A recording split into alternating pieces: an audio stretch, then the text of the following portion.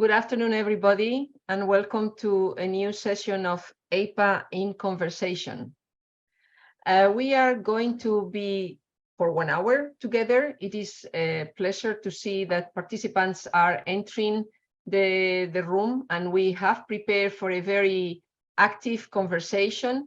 Our topic today is about knowledge sharing. You all know that this is a very important topic in any public sector organization. Knowledge in organizations can take place in knowledge sharing in organizations can take place in many different forms, horizontally, vertically, and there are also many means to try to promote the knowledge sharing in the public sector. This will bring us the possibility to work with a user-centric approach. We will better understand the needs of our citizens.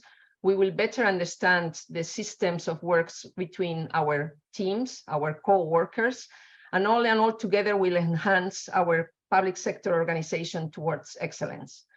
Knowledge management, knowledge sharing is one of the criteria in the quality management tool prepared for the public sector, the CAF, the Common Assessment Framework. So we have been working already at EIPA for many years in the topical area of knowledge management. So it is a big pleasure today that we are going to be discussing on how our immediate leaders can influence the atmosphere, the ambience in the organizations in order to influence this knowledge sharing culture, and how they can build a very well developed and open and fluent atmosphere in the organization, or they can be blocking it. And for that, we have invited today several academics, practitioners in the area that are going to be discussing among them on these topics, but also open to you, all the participants, to be able to share with us your questions, your comments, and we will be doing that through the chat. So hopefully I will be able to manage to bring up to the speakers all your potential questions. So this is a big invitation to you to participate. Our speakers today are the first. Allow me to start with the gentleman, John Murphy. John Murphy is the head of skills and knowledge at Policy Profession. This is a central government unit which oversees all the learning and development for the whole United Kingdom. John has a long-standing experience in the area and has been cooperating with EIPA already for quite some years in different trainings we are provided in the topic. So thank you so much, John, for being with us today. Secondly, allow me to introduce Professor Klaus Noth, Professor of International Management at Wiesbaden Business School in Germany. His current research covers knowledge and innovation management, and he is also the founder of the German Knowledge Management Association. Also, like in the case of John, he's one of our experts in our trainings at EIPA, and we really appreciate that you have found the time to be with us today as well. And last but not least, Marika Ferri. Marika is the head of sector support practice at the European Monitoring Center for Drugs and Drug Addiction. She is an expert in epidemiology, and she has been working in the area of knowledge sharing in her organization for quite some time. She has been one of our participants in the trainings, and she tried with that to also be able to bring into practice the lessons learned from our speakers. So thank you, Marika, so much again for being with us to share your own learnings and experience.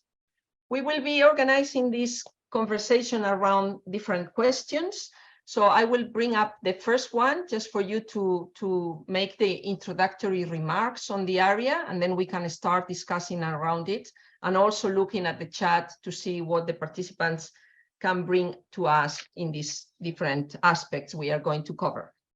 So the first one would be, well, knowledge sharing in organizations are affected by many different factors, including interpersonal trust, the culture in the organization, the support you get from the organization itself, potential rewards, etc. So I would like to ask to you, what do you think these factors are, and what is the role of the leaders looking at all these factors to promote the knowledge sharing within the organization. And we will start, I suggest, first with John, then we move to Marika, and we end up with Klaus. So John, please, the floor is yours. Thank you. Thank you, Gracia. You've elevated my role a little bit. I actually look after knowledge sharing for the policy profession within the civil service, not the whole of the UK, but that's an interesting ambition. So when I first got involved in knowledge management, it was all very much about tools and techniques for capturing and transferring knowledge when people leave and things. It was about processes. But the reality is if you actually want knowledge to flow in organisations, it's about the way we do things around here. It's about culture, and it's about the culture. And the culture is, of course, what demonstrated by the leaders. So if this is an environment in which sharing knowledge or acquiring knowledge from your colleagues and peers is valued, this is the sort of thing that will actually encourage the whole flow of knowledge. So in our organisation, we're working very hard to get people to recognise the value of their own knowledge in terms of sharing it. And also not to always look to solve problems from scratch. Very much in many public sector organisations, innovation, or it's called innovation, solving a problem yourself is sometimes seen as more valuable than actually simply borrowing somebody else's answer. So we're looking to, how do you change that culture? How do you value when somebody has actually used somebody else's knowledge? So it is the culture. Trust is essential, because if you are going to share what you've learned, what you know, you don't want it to be used against you or in competition with you. In the public sector, we have a great advantage there. Very often it isn't as difficult as it can be in the private sector, where sometimes knowledge is seen as power. So recognition is part of this as well. Why should I bother doing this? Well, actually, if it's part of your role, and if people say that's good that you've actually shared what you've learned, or it's good that you went and asked somebody, and if that's actually seen as an attractive behaviour, that will encourage people to adopt knowledge sharing habits and rituals. Okay, thank you. Thank you very much, John. So the main message is, if you have to recognize yourself the value of your own knowledge, and you have to encourage those to share the knowledge they have. So thank you very much. What would be added from this by Marika? What is your own experience on this? Thank you, Gracia, also for the invitation. As you said before, I'm a little bit playing the role of the student here. Not only because I participated in an EIPA training on knowledge management earlier this year, but also a little bit as a set of mind. I come from a scientific background. I really learned my first steps in this environment through the Cochrane collaboration, which is dedicated to conducting systematic reviews of scientific literature. So it's bridging also with what John said before, is really building on the common knowledge rather than reinventing the wheels. So my first approach as a manager is to try to keep my colleagues engaged, interested. So by sharing articles and keeping discussions about always finding the best way to do things, knowing that others pass through this experience and have something to share. I definitely agree with John's statement about helping people recognizing their knowledge value. Really, everyone in every position has an important value to share. To do that, what I try to do is to create a safe environment where people feel free to give examples, to object some common practices, and it's very stimulating. And then, by example, putting always myself in a learning position, including coming to your seminar, so saying, look, there is nothing wrong in trying to experiment something new. taking into consideration the risks, not too many innovations at the same time, trying to build on something that has worked already, but there is nothing wrong. We are all learning. If I can be extreme, I would say that life is so interesting because we are always learning. And is also, and the last comment, is also a nice way to manage with failure, mistakes. If we all learn together immediately to spot the lesson learned, immediately to use this to improve, also the humiliation and the suffering for something that goes wrong is immediately healed and managed at group level. No blame, just look, oh, this can happen. How we work together to avoid to have the same bad experience next time. Okay, thank you very much. So very important from the leadership part to encourage people and not to be afraid, to be ready to assume risks and not feel blamed for anything that cannot work as you were expecting. Thank you very much, Marika. Please, Klaus, illustrate us with your thoughts on this. Thank you. Yes, I think Marika made a very important point. I think when we talk about knowledge sharing, we should not talk about sharing something which is ready-made, you know, like frozen food. It's rather about creating joint learning. And this is creating the spirit of we need to learn together. We can learn together in an organization.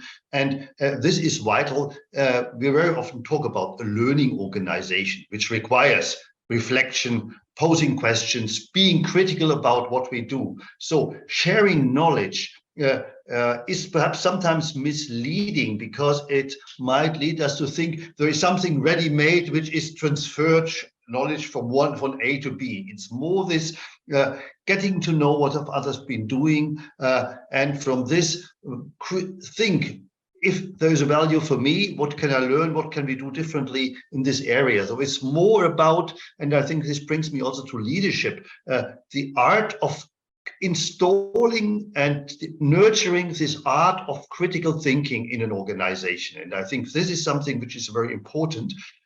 Sometimes we tend not to question what we do because it's easy to do what we've been doing over time. So the question is more rather to have this culture of thinking what we can do differently, how can we do things differently, and particularly in the light of now the new development of artificial intelligence, because if we have type of routine business of doing things which can be basically done by an algorithm, I think in the future the algorithm will do it. But I think what we will do is rather this questioning, developing, doing things differently. And in this respect, I think learning and sharing takes also a different twist in the future in this area. I think this is a very important part. And there's another point which I want to make now for this first introductory round. Very often I'm asked by organizations, oh, knowledge sharing doesn't work well in our organization. We need to improve knowledge sharing. And my question back is, why do you want to share knowledge? So is there a purpose behind it? What is the purpose behind it? And as a leader, are you making really clear what is the purpose of sharing our knowledge, of improving a particular service, of becoming more effective or solving a specific problem? So I think if we have a clear, joint, common purpose, I think it gives us orientation also for learning and also a motivation to learn in the organization. And I think this is very important, particularly if we talk about also leading knowledge sharing in organizations. These are some first thoughts about, I think we'll develop this over the hour a bit more. Thank you very much, Klaus. Please just feel free to jump in. I think with this idea of the clarity of purpose in the organization, we can already start thinking of tips and examples on how to do it. So who wants to start with trying to give to our audience a little bit of examples, tricks, how to do it? Okay, Marika, you raise your hand, please go ahead. I think of one tool actually given by Klaus during the training. that capture my attention because I imagine a lot of positive results beyond the knowledge sharing. That is a common situation in the public administration is that you don't have a new position published before someone retires. So there is a lapse where there is nobody in place. Some of the knowledge contacts can go lost. And then there is a burden, for example, on the leader, because it's the leader expected to collect all the information and then to pass to the new staff member. And I liked an exercise we had during the training, correct me if I'm wrong, that is a kind of the entire team interview the person that is leaving, and each one could take part of the responsibility of this knowledge that then is passed to the newcomer. I like this for several reasons. One is, among the various things I studied, I also studied prevention, where you may know that those exercises where a group take the responsibility for the behavior of the individuals are particularly fruitful. So in this case, is the entire group assuming the responsibility of the knowledge that needs to be maintained. It's not the newcomer poor problem to catch up with all the things. And then the nice thing is that the newcomer feel better received because it's the entire group talking. And the last point, but I don't want to anticipate, is but we are now in a specifically very exciting moment in our agency because our mandate is going to be increased, changed, meaning that we will find ourselves in a position of retaining some of the knowledge, but also to refresh, to enlarge. So I guess with this exercise, we can also encourage the newcomers to learn, but at the same time to feel free to bring their fresh ideas, different angles on our problems. Okay, thank you, Marika. Who would like to continue in this line? Retain knowledge. What knowledge do we want and need to retain? Encourage the bringing up of fresh knowledge. Trying to work in groups. Who would like to say something? Okay, John. I'd just like to pick up actually something that Marika just touched on there about the responsibility of the group for helping the newcomer to learn. And it's very interesting. I mean, yes, people join organizations and then you have an induction, but it's actually down to the new person to try and find their way around. And one department, government department in England a few years ago had a big problem with this. And what they actually did was they started questioning the joiner a few months after they joined and asking them to rate how good they were brought in, how good was the handover as they joined the organization. And then that became embedded. And in that department, they started, well, basically reporting to the very senior management how well this was going, but then publishing team results on the intranet. How good are teams at bringing new people in? So the focus is very much on it is your responsibility as a team leader or as a team to make sure that everyone who joins gets given the knowledge, if you like, they need to do the job. And that's what you're being judged on. We're not judged, you know, and I thought that was very interesting. So what Marika was saying, I think was very, very pertinent. What I was thinking about here, though, was our organisations are full of knowledge. I mean, if we take a civil service, say the UK civil service, there is a department that deals with agriculture, there is defence, there is energy, there are different departments. And yet in those departments, if you're trying to solve a problem like how do I find a contractor how do I make an arrangement with a contractor, they will do that everywhere in the civil service, but you usually have to do it on your own. But if you can be encouraged to say, well, actually, what do other departments do? What do other organizations do? And if people in other organizations, other departments are encouraged to say, if you're asked for this by another department, tell them, share. because then we can build new knowledge and we're not inventing things 20 or 30 times over. So we're lucky in the public sector because we don't have the same barriers of wanting to hold on to knowledge. Actually, most of the time, if you ask the question, other people will put their hands up and they're willing to help you. And certainly, I mean, I know there will be differences in different countries and there will be differences in different organizations, but my experience is actually, if you ask the right people in the right way, they will come forward and help. And we've been able to build this. We started a few years ago by asking some senior people to maybe give some time to share their stories of major programs they worked on with more junior people. And this has grown, and it's now going beyond 10,000 people a year are attending webinars where they learn from slightly more senior people, anything from how they develop vaccines during the COVID pandemic, managing security during the Kabul airlift, lots of things which many of the audience here may not know about because they're very domestic, but people in the UK would all know about. And these are real work. This is real work. This is people talking about their own work, but they're talking about it in a way that anybody in the civil service can learn from. So you might say, so now we have hundreds of senior people, including the very top leaders in the civil service, doing this. So you might say, well, why do they give up their time? Well, the reason they give up their time is that it's beneficial to them. What happens when you ask a senior person to share their story, and you say, I want you to share your story, but for all the civil servants, not just the people in your department who understand agriculture, say, but for people who work in health?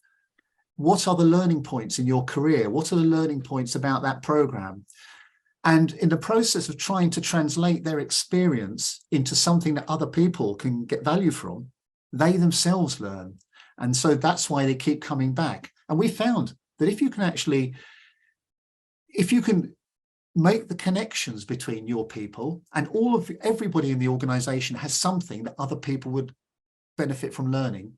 If you can create that environment where this is quite customary, this is normal, this is routine, and we now have about 50 something seminars, webinars, you name it, a year, and they're growing very rapidly.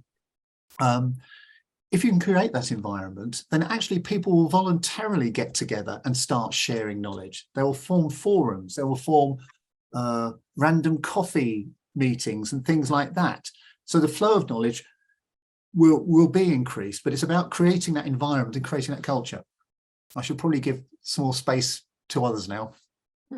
I would like to pick up perhaps on John's remarks and also on Marika's, because it was basically a number of points raised. I think the last points were the question of also linking personal development and professional development with knowledge sharing, because this is knowledge sharing is also a way of learning, informal learning, and a part of professional development. And as the world is changing quickly, perhaps this is more important than this prefabricated type of seminars. You would need certainly a number of those which are needed, but these more informal settings for professional development are very important. You know, this is something which I would very much encourage, looking from a talent management and talent development perspective, also on the knowledge sharing. So it's basically a good and an effective way of human resource development and keeping basically the public service as an attractive employer, which is also important, because why don't people to the public service? Because they want to have an attractive job, and particularly currently we are competing public service and private service for good talent, and so we have to also create an attractive public service, and there professional development is an important part. I think there's one issue which also merits further development. A second issue, which John raised and also Marika before, is the question of learning. Where do we look for learning? And I think looking outside our organization is also a very important part of this. And you can also formalize it. And a good example are, for example, the collaboration of different organizations in the government, for example, or also across countries. For example, there is an initiative of European Public Employment Services, they run a bench learning initiative comparing basically their processes, their solutions to problems. For example, looking into questions, how do we get long-term unemployed people back to work? And what are the specific approaches in different countries? What is good practices in this area? So comparing across organizations, similar organizations in Europe is a very important point. And the so-called bench learning methodology, where you compare with indicators and try to learn from this, is a very important part. And this brings me to a related point. Perhaps Gracia will elaborate on this. This needs perhaps also a good framework to compare, to think about, because if you want to share, perhaps sometimes you do it very openly, sometimes you have also a nice framework and say, we talk about this.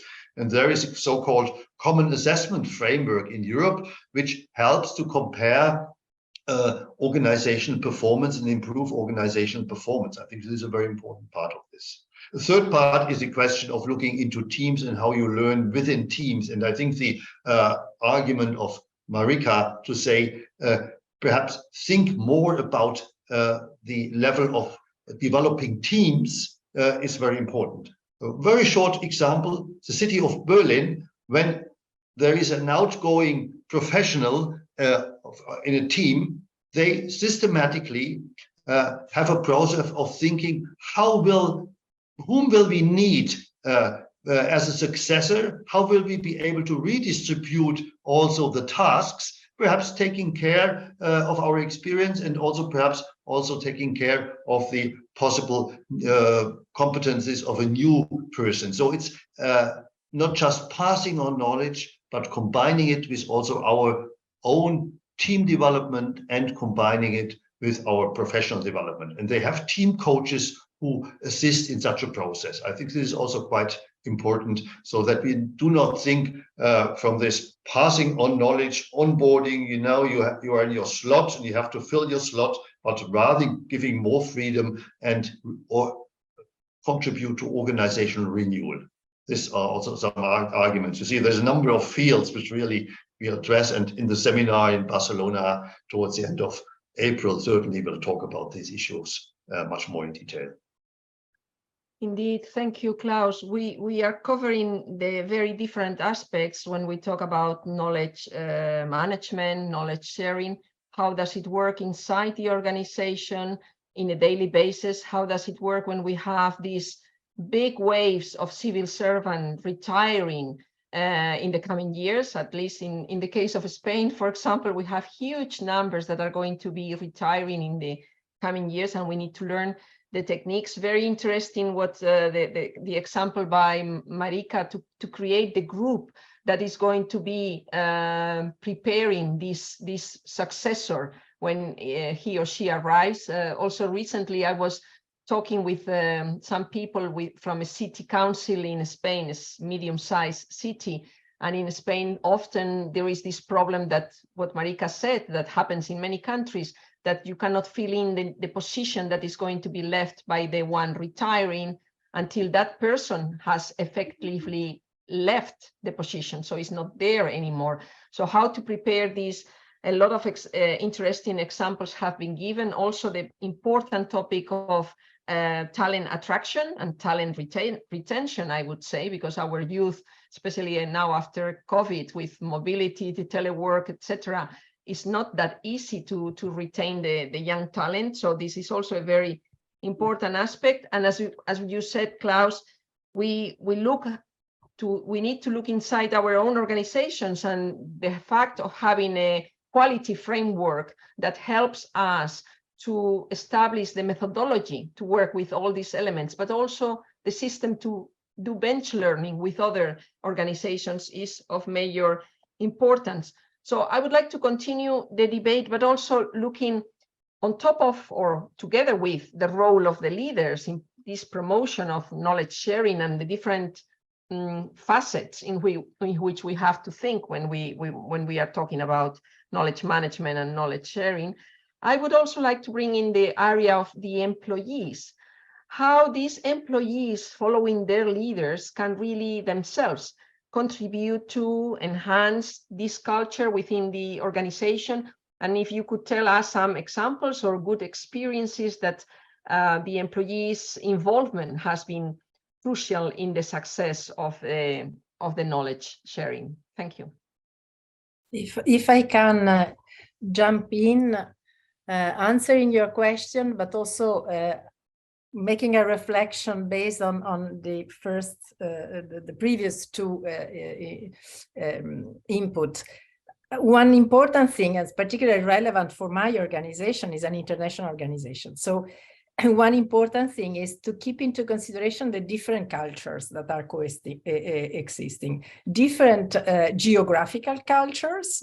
Some of us express, look at my hands, in a way, others can be shyer, others prefer to communicate in writing, others need to be stimulated, etc. So this is a very important factor to keep into consideration. And the deontological cultures. So for example, for people with a scientific background, seeking criticisms is quite common. No? We have this system in place with the peer referring, where you send your papers to a scientist that is more experienced, and this can deconstruct completely your work, but you know that this is to improve the outcome.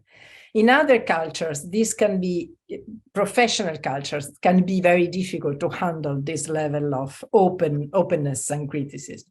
So I think the leaders has also this need to be interested in the colleagues, to better understand how to reach out the diamonds of their really inside them. Not only the formal participation and politeness, but really try to capture something inside them that push them to come out with the new ideas.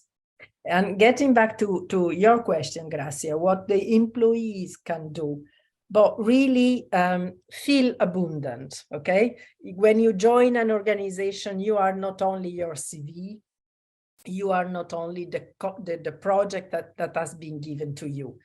You are a person with a wealth of experience, whether you are very young and you are facing the complexity of this world by being very young at the same time, or you are experienced. This is not relevant. The importance is that you really know that you are contributing. Your simple presence sitting at a meeting is a contribution.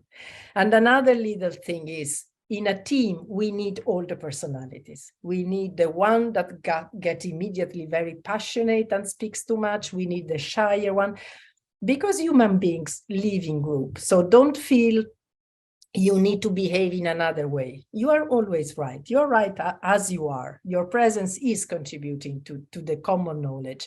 Your leader has hopefully the vocation, because you can grow in your careers without being a manager.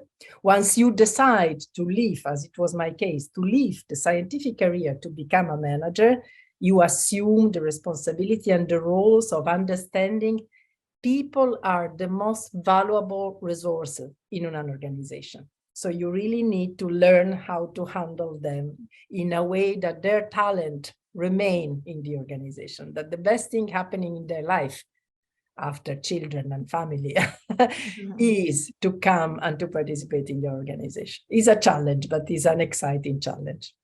Okay, so I have several questions, in fact.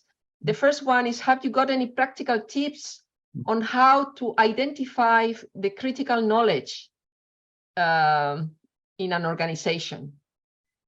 So, yes, Klaus, do you want to answer that? I think this question is certainly not easy, but I think you can always ask the question, what is basically the value which we create for our citizens? What is the major value elements of our service? And you would ask then, what are the elements, what is the competence which we need for doing this? And so you might think there might be some things which are less important. So ask the question, what is important competence? What's important behaviors which contribute to this value creation. And then you'll find out there's always some things which are more important than others, because you say, okay, in this area, it's perhaps about some specific technical knowledge which we need to have, or in other areas, it's more the way of better understanding what people do. So I think about your value creation process and say, okay, what is in this value creation? What's our value creation process? What's the main elements? And from this, you would ask the question, what is in knowledge, or rather perhaps a competence? What do we need to be able to do in this area? This helps us a bit in this area to say what is critical in the area. Another area question is, sometimes critical is what we can't buy on the market. So there are different answers to this question in this area.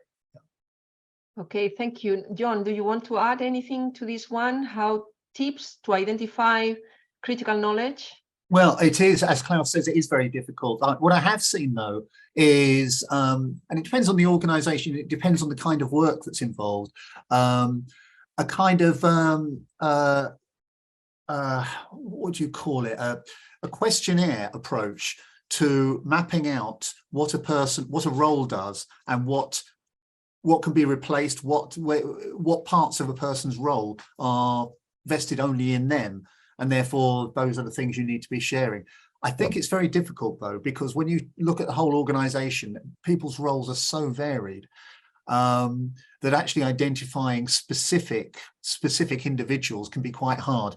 There's an example I think I've talked about before about the Welsh government. There's a regional government devolved administration in the UK, and they had a problem some years ago after the previous financial crash. And they did institute a plan for identifying at quite a high level senior people who had critical knowledge, and then working with those people to make sure that if they were going to retire or if they were likely to be moving, that they had somebody working beside them. But I think the process of doing that was quite challenging, because it involved mapping out what does the organisation do. And in government, the organisation often does an awful lot of varied things. I do recall one story that was fascinating a few years ago, and I don't think this is going to be helpful to everybody, but it is quite nice. The Cadbury is a big chocolate company, and a few years ago, their chief taster was preparing to retire. And for his last year, rather than get him to work, the company paid him to travel around the world for a whole year, visiting all of the Cadbury factories and branches and simply talking to people about what he'd done. Be a lovely job to have, but I don't think we're all in that situation. Well, lovely in two ways, traveling around and tasting chocolate. So in two ways. Marika, would you like to add something? Yes, about tips for finding, storing or sharing information. Three systems probably in our organization. One is we have a kind of, just to understand each other, an intranet. It's as if it was a social network where we can store our documents, but also share if you read something that was of relevance.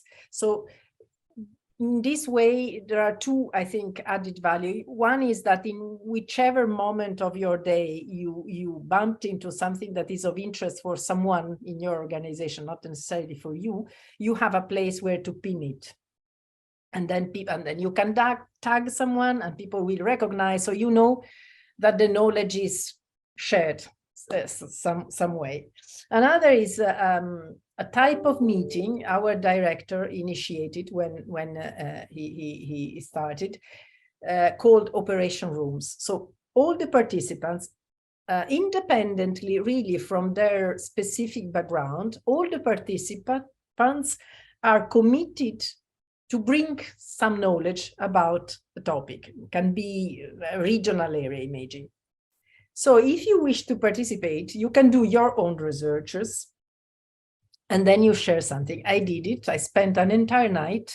At the beginning of the day, I was very satisfied with what I put together, and it was a very nice. So people is to some extent encouraged and also rewarded, because you see that your knowledge was taken into consideration, etc.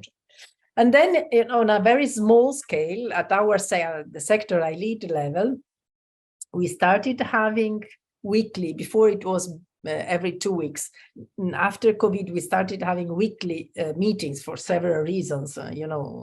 People were spread at home. We needed to know, even to see each other if we were well or if we needed for help. We are experts, so you can have someone living alone and they got in critical conditions. So, and during these meetings, what we do is really a tour the table, short meetings, 1 hour, saying what we are doing. But in say so, we really foster sharing a little bit what John was saying at the beginning, sharing the human experience. So, and then I felt completely lost. And then I said I was searching for information, but nobody was there. And people shares sometimes adventures. You lose your plane, and the meeting you were a critical speaker starts without you. What do you do? So these meetings become interesting, sharing even of very practical tips. What do you do? And I guess people start needing it, because it's also a way of really alleviating tensions. Is a way of going beyond, as we say, the technical value. Is really your human experience. So just to answer to the question, although I'm sure there are much more techniques and tools that probably also in the EIPA training are available, sometimes even simple thing is the climate you create in your meetings that can make your meetings knowledge sharing events or rituals where you do a mission report.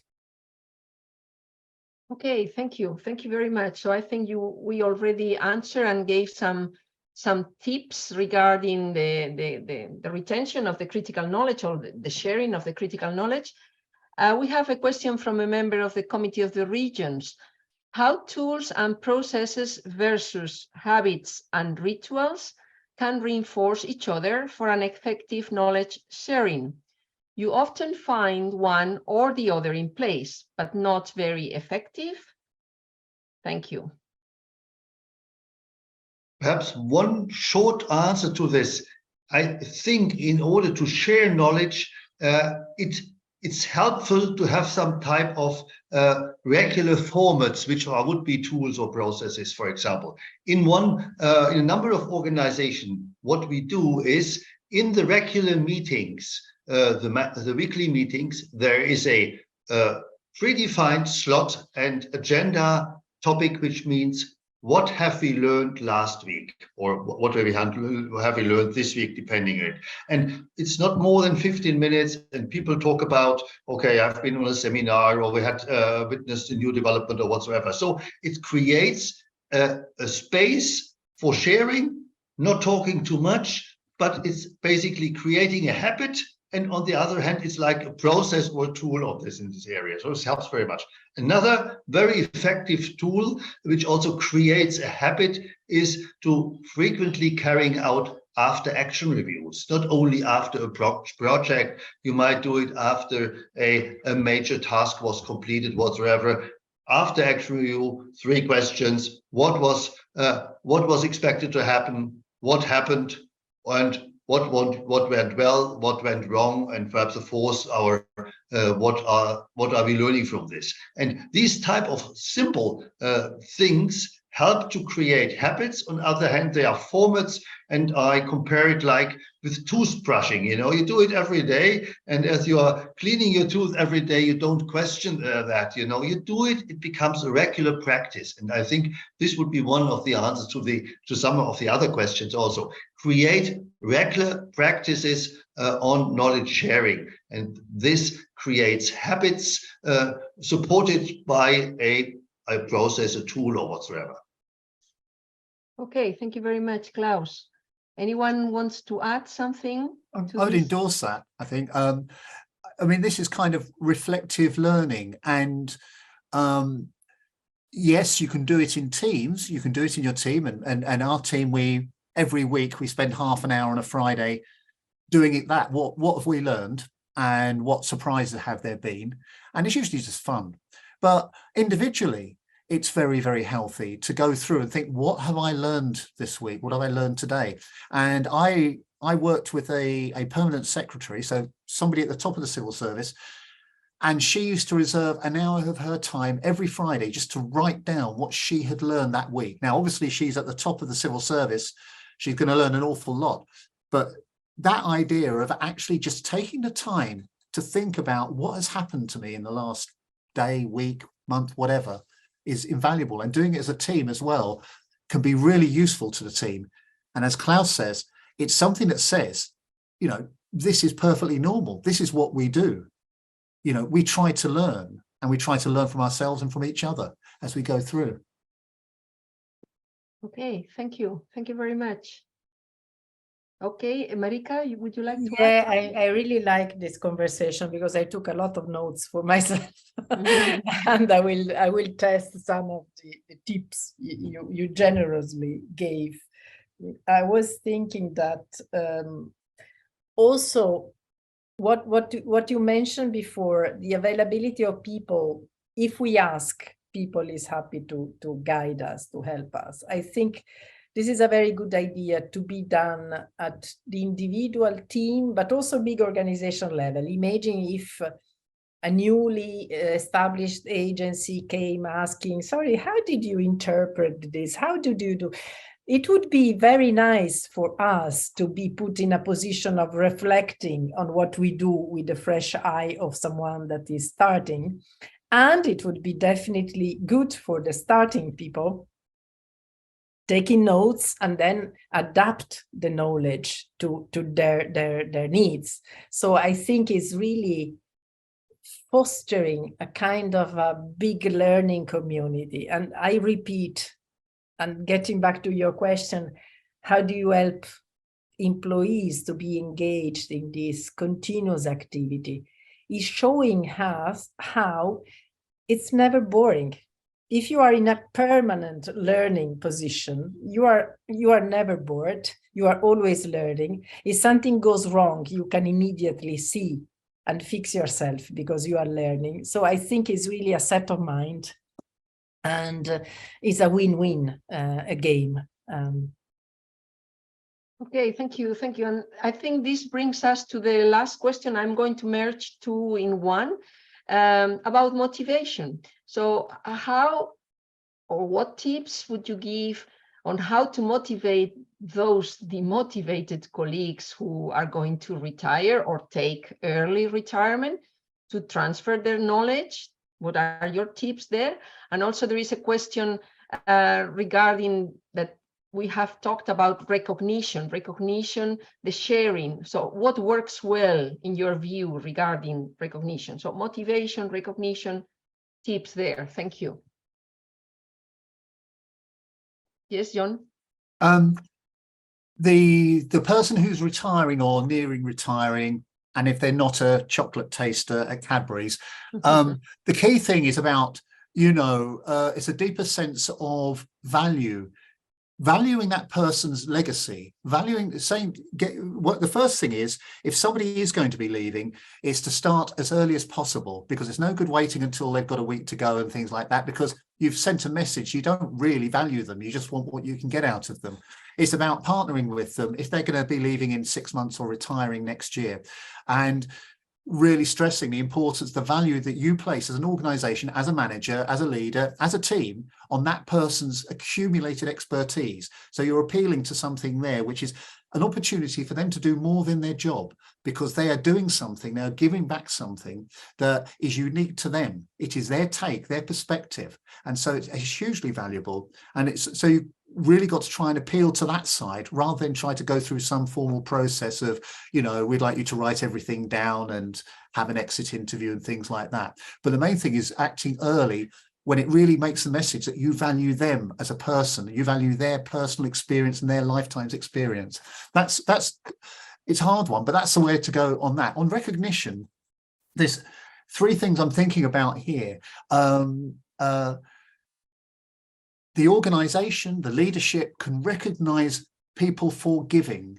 So some of these senior leaders that we have asked to run seminars, webinars, talk about their stories, one in particular came to me and said he was in the Scottish government, another devolved administration, and he's a very senior person, a director there. He moved jobs and he made it a condition in his new job within government that they would include this knowledge giving seminars. And now several leaders do that now, and they come back and they ask us for feedback in their own appraisals. So they recognize it as their own personal development. They're building their own capabilities. Another way of looking at this, which we're looking at the moment, which is actually having kind of continuing professional development. So some professions have a requirement that you demonstrate that you are continually refreshing your knowledge. So for people who attend to webinars or who are sharing knowledge, they get credits.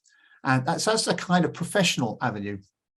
Mm-hmm. And there is the financial one as well. And this was an organization that I encountered a few years ago, BP. It's a big oil exploration firm.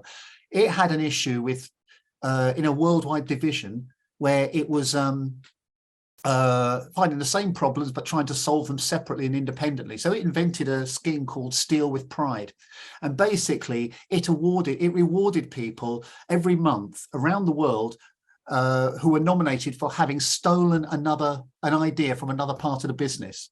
I won't go into the detail, but it was very, very cheap, and they managed to motivate 3,000 people for $1 per person per year to come up with this scheme where they rewarded each other for copying each other.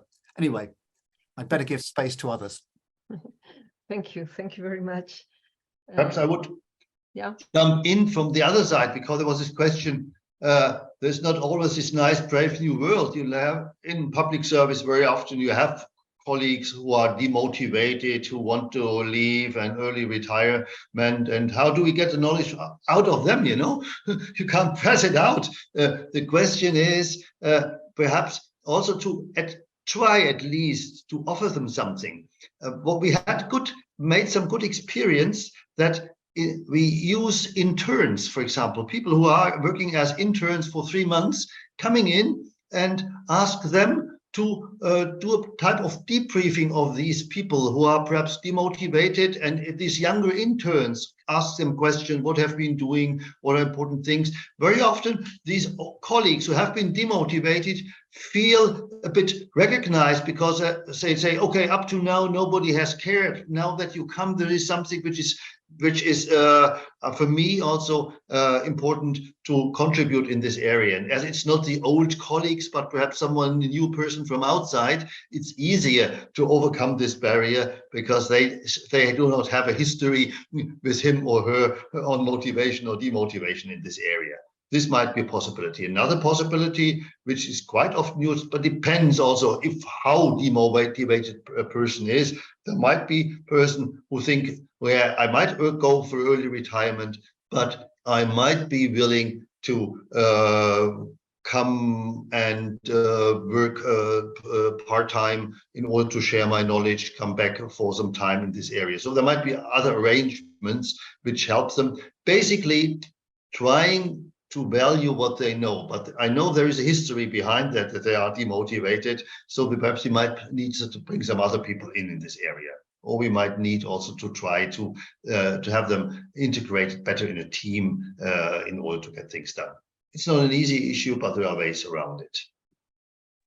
Okay, thank you. Thank you very much to all of you. We are only with 3 minutes more before the closing. I would like just to invite you to a short sentence as a recommendation to the team leaders working on these issues, just a short main message you would like to give to each one of them. So let's start with Marika, just your sentence. Thank you. Give the example. Be an interested person, share what you know, make an habit of sharing what you have read or known, and make people feel valuable, make people feel abundant. And in my experience, it pays off, even against the motivation. Thank you. Thank you very much. John, please, your sentence. Similar to Marika's in a way. It's start small, start with what you can control, encourage those around you to share and ask, and it will grow. Klaus, please. Thank you very much. induce in your organization this art of critical thinking, of questioning what you do. Asking questions sometimes is more important than confirming what you know. And I think there are, if you have this type of thinking behind it, I think knowledge sharing, knowledge will flow. Okay, thank you. Thank you very much to all. I think we have been during this hour sharing a lot of interesting tips and experiences. I really hope that our participants have got a lot of hints on how to work on it. And we take advantage of this opportunity to invite you to join us on the 27th and 28th of April in Barcelona. We will be having a training on this topic, full of examples, full of practices. We are also developing in EIPA our webpage on EPSA, the European Public Sector Award, where we are leaders in sharing knowledge throughout all the European countries. We are also promoting the Common Assessment Framework through our webpage and trainings, the framework that will help you to analyze your own organization, to self-evaluate, and also to see how you are doing and how you could improve with your knowledge management techniques. So thank you so much to all of you. We hope you have enjoyed it. And to our participants, I think it has been a very active and dynamic conversation. Thanks for being with us, and we meet each other in Barcelona very soon. Thank you. See you soon. Bye-bye.